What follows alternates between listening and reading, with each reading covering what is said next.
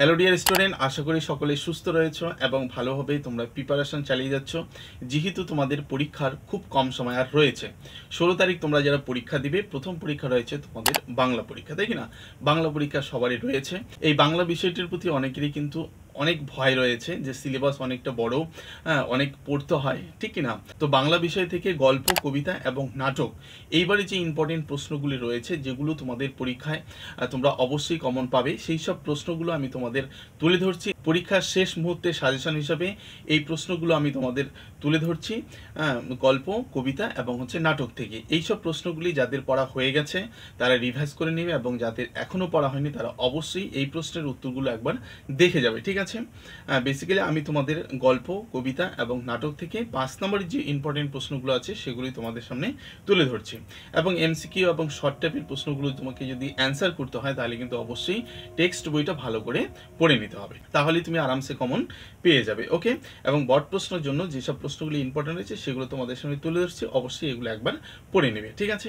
তাহলে চলো আমরা দেখে নিই যে গল্প, কবিতা এবং নাটক থেকে কোন কোন প্রশ্নগুলি ইম্পর্টেন্ট রয়েছে। খুব অল্প প্রশ্ন আমি তোমাদের সামনে তুলে ধরছি, যেহেতু সময় কম রয়েছে এবং তোমরা অনেক পড়ে নিয়েছো, কিন্তু এইসব প্রশ্নগুলি তোমাকে অবশ্যই একবার দেখে যেতে হবে। এইসব প্রশ্নগুলি ইম্পর্টেন্ট রয়েছে, যে 5 মার্কের যে প্রশ্নগুলো হয় সেই গল্প থেকে, কবিতা থেকে এবং নাটক থেকে প্রশ্নগুলো তোমাদের সামনে তুলে ধরছি।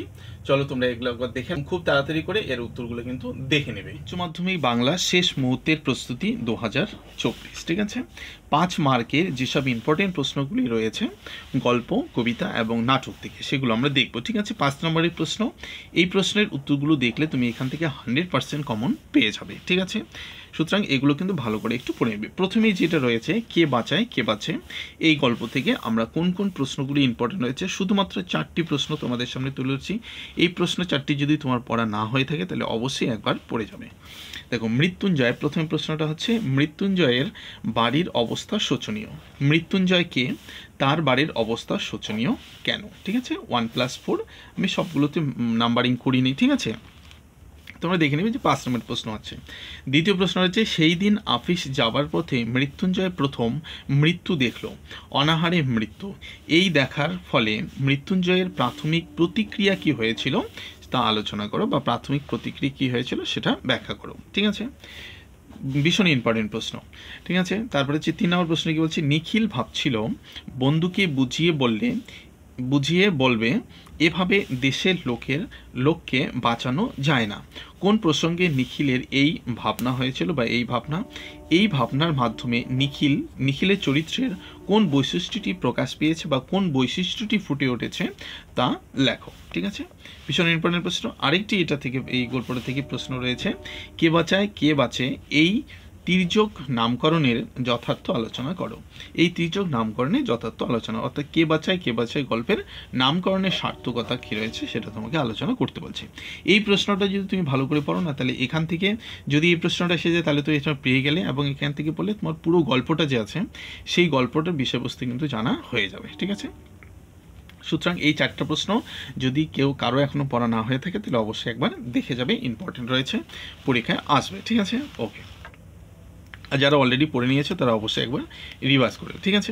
দেখো, এরপরে যেটা রয়েছে ভাত গল্প থেকে রয়েছে, তাই না? ভাত গল্পকে বেশ কতগুলি ইম্পর্টেন্ট প্রশ্ন রয়েছে, সুতরাং আমরা এবারে একে একে দেখে নেব। 1 নম্বর প্রশ্নটি কি বলছে, যা আর নেই, যা ঝড় জল মাতলার গর্ভে গেছে, তাই খুঁজে খুঁজে উৎসব পাগল হয়েছিল।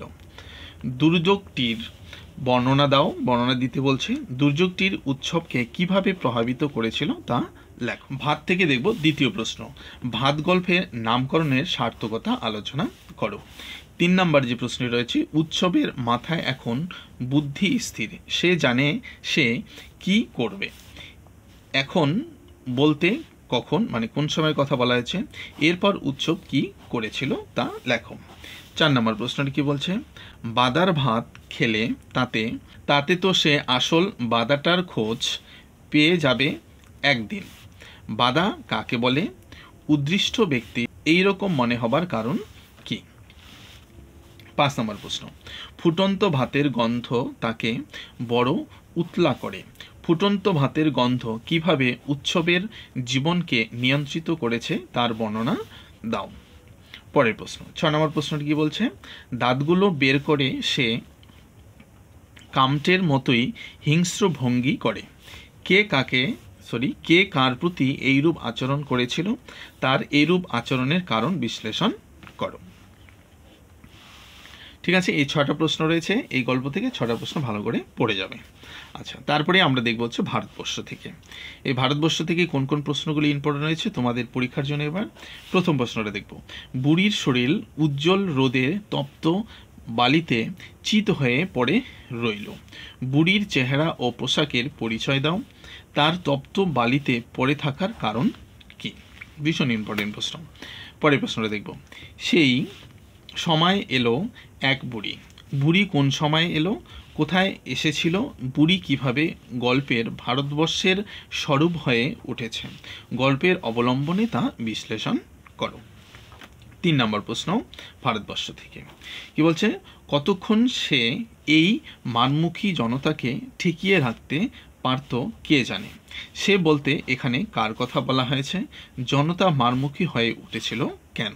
তোমরা যারা গল্পটা পড়েছো তারা কিন্তু অবশ্যই জানো। এরপরে মন্ত্র আমরা দেখবো হচ্ছে কবিতা থেকে। ঠিক না, আমরা গল্প থেকে দেখলাম, এবার কবিতা থেকে দেখব। রূপনারায়ণের কুলে, এই গল্পটা থেকে কবিতার থেকে কোন কোন প্রশ্নগুলি ইম্পর্টেন্ট রয়েছে তোমাদের পরীক্ষার জন্য। প্রথম প্রশ্নটা, মৃত্যুতে সকল দেনা শোধ করে দিতে। বক্তাকে এখানে মৃত্যুতে সকল দেনা বলতে কি বোঝানো হয়েছে, সে দেনা কিভাবে শোধ করতে চেয়েছিল কবি তা লেখো। ঠিক আছে, ভীষণ ইম্পর্টেন্ট প্রশ্ন। 2 নম্বর প্রশ্নটা, জানিলাম এ জগৎ স্বপ্ন নয়। রূপনারায়ণের কুলে কবিতা অবলম্বনে কবির এই ভাবনার তাৎপর্য বিশ্লেষণ করো বা তাৎপর্য লেখো। আরেকটি মোস্ট ইম্পর্টেন্ট, অর্থাৎ 3টা প্রশ্ন রয়েছে। এই 3টা প্রশ্ন যদি কেউ না দেখে থাকে এখনো পড়নি, একবার অবশ্যই পড়ে যাবে। সত্য যে কঠিন, এই উপলব্ধিতে কবি কিভাবে উপনীত হয়েছেন তা রূপনারায়ণের কুলে কবিতায় অবলম্বনে লেখো। পরের কবিতাটি দেখব হচ্ছে শিকার। এই শিকার থেকে শুধুমাত্র 2টা প্রশ্ন ইম্পর্টেন্ট রয়েছে তোমাদের পরীক্ষার জন্য। এছাড়াও তোমরা অন্যান্য প্রশ্ন উত্তরগুলো তো পড়ে নিয়েছো, তাই কি না? তো পরীক্ষা হলে তোমাকে যেটা চোখ বুলিয়ে যেতে হবে, যেটা পরীক্ষা হলে আসলে তোমাকে একদম কি বলবো, ঢেলে দিতে হবে, সেই ধরনেরই কিন্তু একটি সাজেশন এটা তোমাদের সামনে আমি তুলে ধরছি যে এই প্রশ্নগুলো ভীষণ ইম্পর্টেন্ট রয়েছে। এছাড়াও যেগুলো তোমার পড়া আছে অবশ্যই সেগুলো একবার রিভাইজ করবে, চোখ দিয়ে দেখবে। কিন্তু সাজেশন হচ্ছে কি, এই প্রশ্নগুলো আসার সম্ভাবনা অনেকটা বেশি থাকে, সুতরাং সেগুলো একটু জোর দিয়ে তোমাকে পড়তে হবে। পরীক্ষায় আসলেই যেন তুমি নিমেষের মধ্যে সেই প্রশ্ন এবং তার উত্তরগুলো লিখতে পারো। ঠিক আছে, শিকার থেকে তেমনই 2টো প্রশ্ন রয়েছে তোমাদের পরীক্ষার জন্য।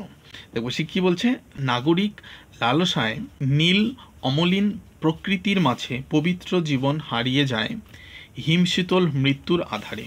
শিকার কবিতার সূত্রে উদ্ধৃত অংশটির হিতার্থ লেখো। অর্থাৎ এই যে অংশটি কথা বলা হয়েছে এই অংশটির তাৎপর্য তোমাকে লিখতে হবে। ঠিক আছে, এসেছে সে ভোরের আলোয় নেমে, সেই ভোরের বর্ণনা দিতে বলছে। সে ভোরের আলোয় নেমে আসার পর কি কি ঘটলো তা লেখো। এই 2টো প্রশ্ন অবশ্যই একবার ভালো করে চোখ বুলিয়ে যাও। পরে আমরা দেখব মহুয়ার দেশে। 1 নম্বর প্রশ্নে কি বলছে, আমার ক্লান্তির উপরে ঝরুক মহুয়া ফুল, নামুক মহুয়ার গন্ধ। আমার বলতে কার কথা বলা হয়েছে, আমার বলতে এখানে কার কথা বলা হয়েছে, এমন কামনা করার কারণ কি রয়েছে। 2 নম্বর, মহুয়ার দেশ কবিতায় কিভাবে নাগরিক সভ্যতা বা পুঁজিবাদী শিল্প সভ্যতার থাবা গ্রামবাসীকে গ্রাস করেছে তার বর্ণনা দাও। মোস্ট ইম্পর্টেন্ট একটি প্রশ্ন কিন্তু এটা। ঠিক আছে, অথবা এই প্রশ্নটা এইভাবে আসতে পারে, কীভাবে আসতে পারে, যে মহুয়ার দেশ কবিতায় প্রাকৃতিক সৌজন্যের আড়ালে শ্রমজীবী মানুষের যে বাস্তব অবস্থানের স্বরূপ চিত্রিত হয়েছে তা আলোচনা করো। মোস্ট ইম্পর্টেন্ট প্রশ্ন, অবশ্যই এই প্রশ্ন উত্তরটা ভালো করে দেখে যাবে।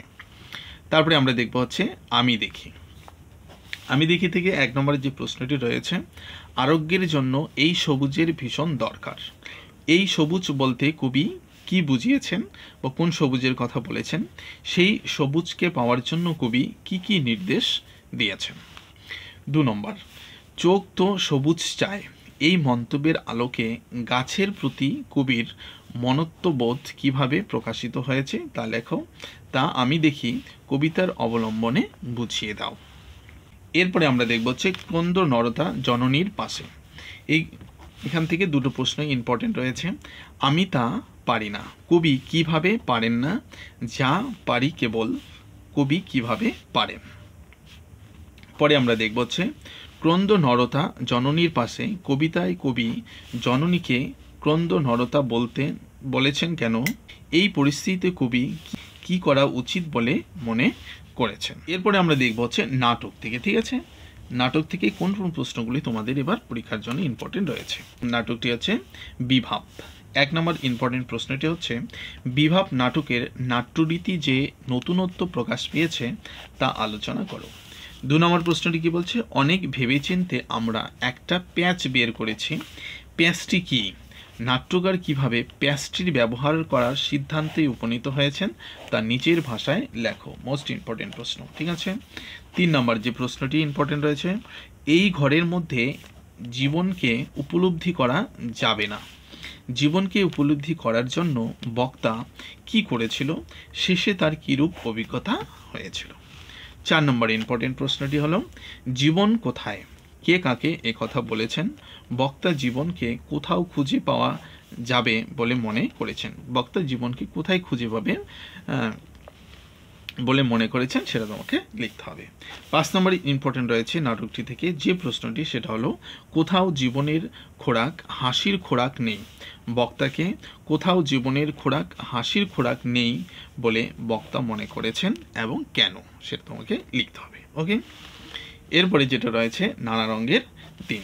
এই নানা রঙের দিন থেকে যে প্রশ্নগুলি ইম্পর্টেন্ট রয়েছে সেগুলো আমরা দেখব একে একে। 1 নম্বর যে প্রশ্নটি রয়েছে, আমি রোজ লুকিয়ে গ্রিন রুমে ঘুমাই, চাটুজ্জে মশাই কেউই জানে না, কোন নাটকের এটি অংশ, বক্তাকে তিনি কেন গ্রিন রুমে ঘুমায়।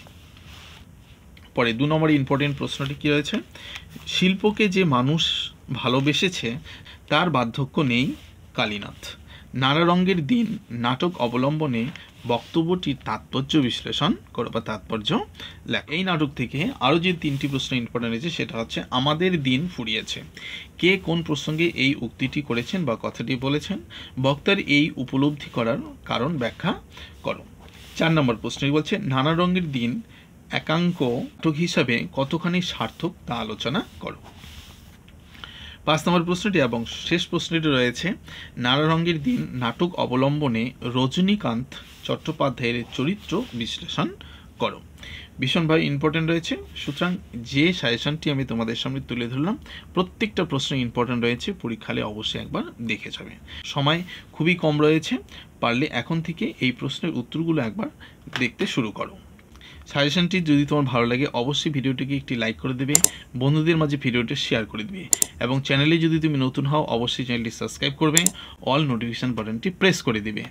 উচ্চ মাধ্যমিক পরীক্ষা রিলেটেড, স্কলারশিপ রিলেটেড যে কোনো আপডেট কিন্তু এই চ্যানেলে দেওয়া হয়। দর্শন, রাষ্ট্রবিজ্ঞান এবং এডুকেশনের সাজেশন কিন্তু অলরেডি তোমাদের প্রোভাইড করে দিয়েছি, তোমরা যদি কেউ না দেখে থাকো তাহলে অবশ্যই সেই সাজেশনটা একবার দেখে নিও এবং কোনো রকম সাজেশন যদি তোমার চাই তাহলে অবশ্যই কমেন্ট বক্সে কমেন্ট করে জানাতে ভুলবে না। দেখা হচ্ছে পরের ভিডিওতে।